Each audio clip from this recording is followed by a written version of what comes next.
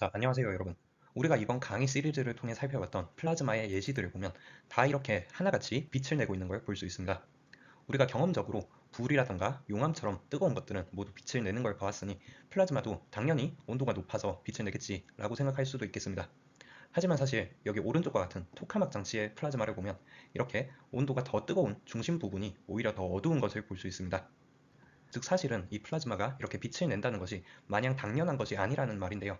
오늘은 이렇게 플라즈마에서 빛이 발생하는 원인들에 대해서 알아보려고 합니다.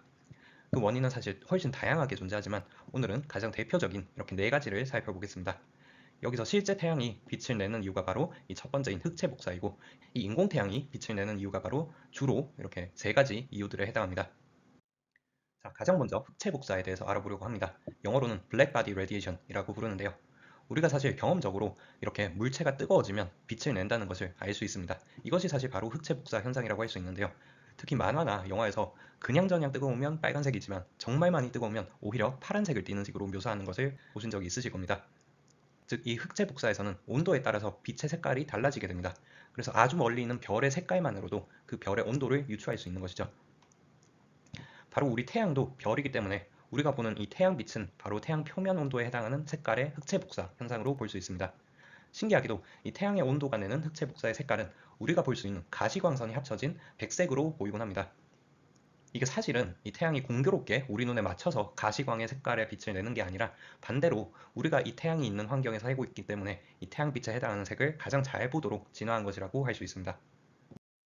두 번째로 플라즈마가 빛을 내는 메커니즘은 바로 선 스펙트럼 복사입니다. 우리는 초반 강의에서 플라즈마를 만드는 방법에 대해서 얘기한 적이 있습니다. 예를 들어서 이렇게 전자와 이온이 결합되어 있는 중성 원자 상태에서 우리가 에너지를 더해주면 이 원자는 이온화되면서 플라즈마로 변한다고 했습니다.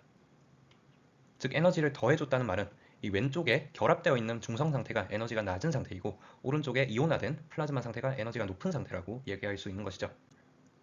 사실 이 이온화 과정의 반대 과정이 바로 선 스펙트럼 복사 과정이라고 할 수 있습니다. 반대로 에너지가 높았던 상태에서 전자와 원자핵이 결합하면서 에너지가 낮은 상태로 변화하기 때문에 그 차이만큼 에너지가 밖으로 방출되게 됩니다. 이거를 이런 도식으로도 많이 표현하는데요. 이렇게 온도가 높은 E2 상태에서 온도가 낮은 E1 상태로 떨어지면서 그 에너지 차이만큼의 빛이 발생한다는 의미입니다. 참고로 이때 빛의 에너지란 빛의 주파수, 즉 색깔을 의미한다고 보시면 되겠습니다. 특히 이때 전자와 이온이 재결합할 때 전자가 가질 수 있는 궤적은 하나가 아니라 이렇게 여러 가지 궤적이 존재할 수 있는데요.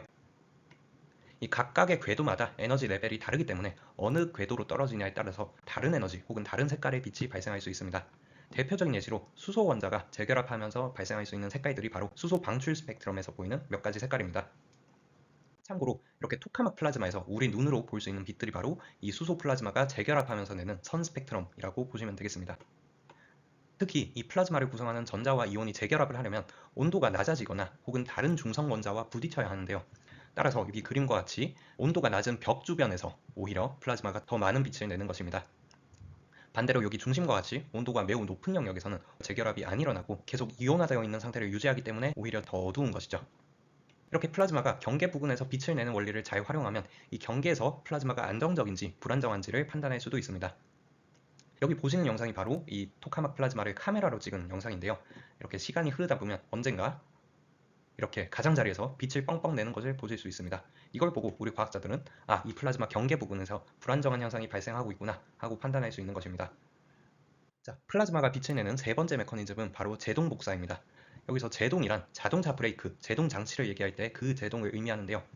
우리는 사실 지난 시간에 전자가 진동하면 거기서 전자기파가 발생한다고 얘기한 적이 있습니다. 사실 더 엄밀히는 하전 입자의 속도가 변화하면 그것이 전기전과 자기장을 흔들어서 전자기파가 발생하는 것인데요. 이렇게 하전 입자가 갑자기 가속하거나 혹은 급브레이크를 받는 그런 상황이 될 수 있는 것이죠. 그래서 이걸 우리는 제동복사라고 얘기합니다. 특히 플라즈마와 같이 주변에 많은 입자들이 이온화되어 있는 경우에는 이렇게 전자는 주변의 이온과의 전기력을 받아서 급하게 방향을 꺾거나 속도가 느려지곤 합니다. 즉 이런 경우에 제동복사가 발생하면서 빛을 낼 수 있는 것이죠.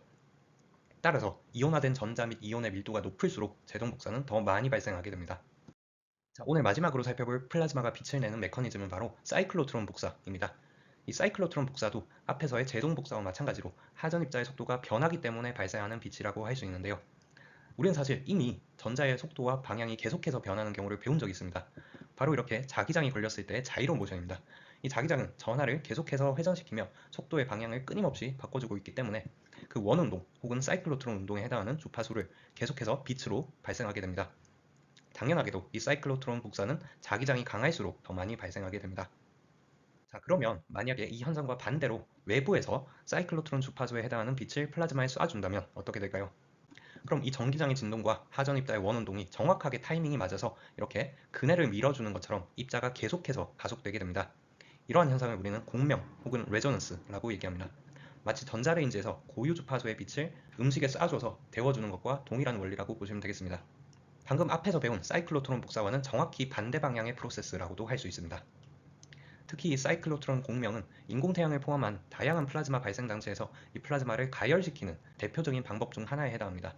전자의 공명을 활용한 것을 ECRH, 이온의 공명을 활용한 것을 ICRH라고 부르게 됩니다. 사실 우리가 이 인공태양 장치에서 플라즈마를 가열하는 이유가 바로 핵융합 반응을 더 잘 일으키기 위해서인데요. 이것을 위해서 우리는 다양한 여러 종류의 가열 방식을 활용하곤 합니다. 그래서 잠깐 번외로 대표적인 3가지의 플라즈마 가열 방법을 소개하면서 오늘 강의를 마무리하려고 합니다.